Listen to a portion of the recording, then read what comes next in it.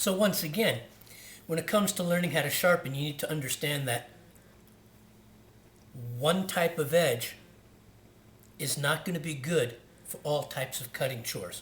Okay, I've said this before in other videos. An edge designed to slice, okay, is not designed to cut.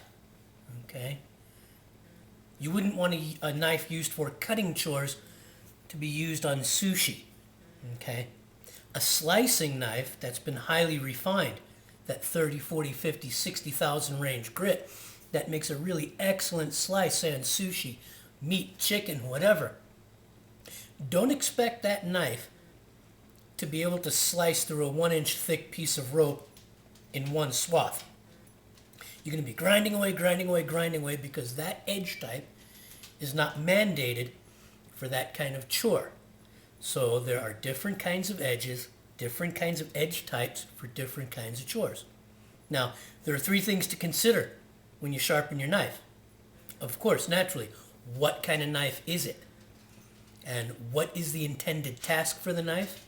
And what will you be using the knife for? I get asked all the time, what do I need to get my knife sharp?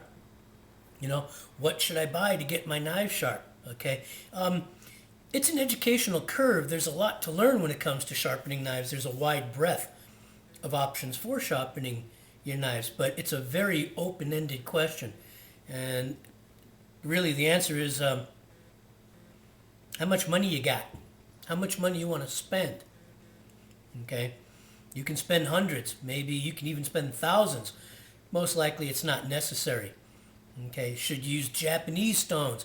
Should I use Arkansas stones? Should I use diamonds and ceramics? Then again, it depends on the knife type and what you know that the knife is going to be used for. That will dictate what kind of abrasives you will get. Okay guys, we're back. I told you there's a lot of information, so I couldn't put it on just one video for here, part 1. So here we are on module 1, part 2. And I just wanted to explain a little something about blades and how you decide how to sharpen them and what medium you use to sharpen them. Blades are rated for hardness by something called the Rockwell testing method, or the Rockwell C scale. European knives, you know, Wusthoffs, Messermeisters, things like that, Western European knives, are generally in the high 50s to low 60s, about 57 to 60, 58 to 61, with the particular kinds of steels that the Western Europeans use.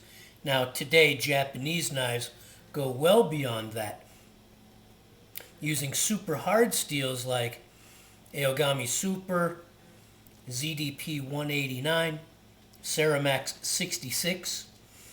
All of these steels have a Rockwell C hardness well in the range of 65 plus, 66 plus, and even harder. The school of thought in Japanese knives today is that the harder the steel, the longer the knife will hold the edge. And that's true.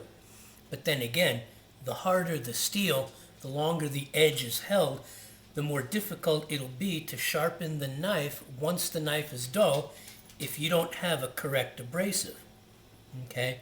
So, on a Western European knife, you know, like I said, this is why I wouldn't polish a Western European knife beyond, say, you know, 1,000 to maybe 3,000 tops, whereas on a Japanese knife, on a really hard steel, I might want to refine that edge at 20,000, 30,000, even 60,000, a little bit of a light strop on some leather, okay? But when the steels are that hard, the abrasive that you have to cut that steel better be the right abrasive to have, or you're just going to be grinding and grinding away and not getting anywhere. The only reason you're looking at this knife is so you don't have to stare at my ugly mug all night. But you know, the shop where I work, I get people coming in all the time. I get people coming in from all over the world. And the big rage right now is Japanese water stones. You know, for many, many years it was like an unheard of thing. But the new rage today in cooking is Japanese knives and Japanese water stones. People are always coming to me and asking me, what kind of water stones should I use? You know, what kind of Japanese stones should I buy to sharpen my knives, whether they're Japanese or European? Which do I need? Okay, how many stones do I need? And generally, it goes back, like I said, to your wallet, but generally you can get most knives in the kitchen sharp with 2 stones. You know, like a medium and a fine. Okay, but I generally suggest 3 stones. Okay, I like a coarse, a medium, a super medium, and a real good fine. It covers all of it, so I usually suggest about 3 stones. But you can get by with European kitchen knives, you know, with stuff like a 325, a 600, and a 1000, you'd be good.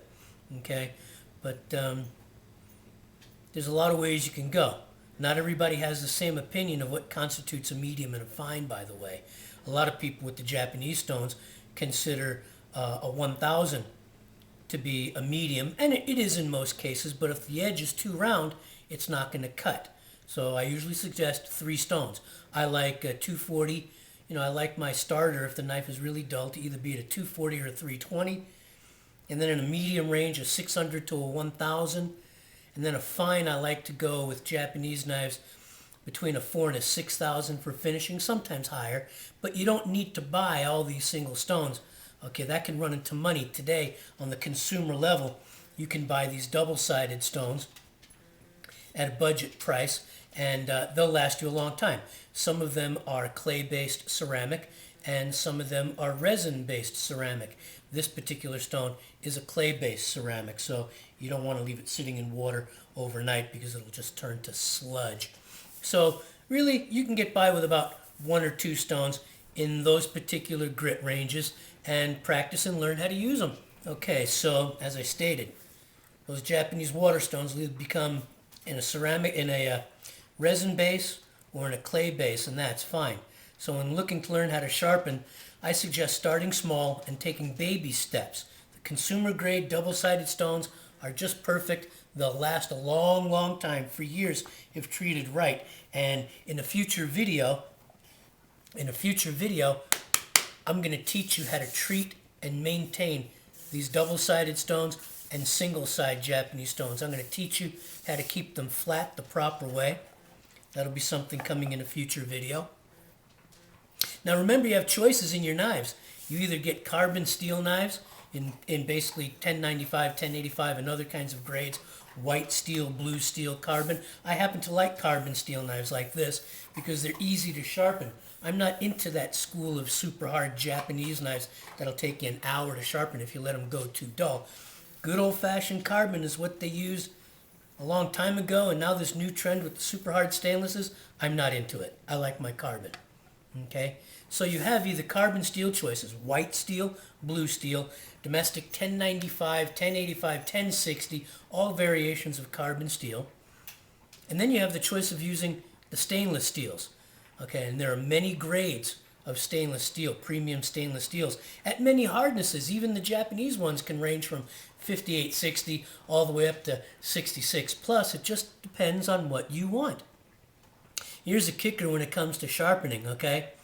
You may have lots of stones that work really well sharpening your carbon steel knives, like a white or a blue carbon, but those same stones might not work very well at all on your super hard stainless Japanese knives, like stuff made out of Iogami Super, ZDP 189, or Ceramax, okay?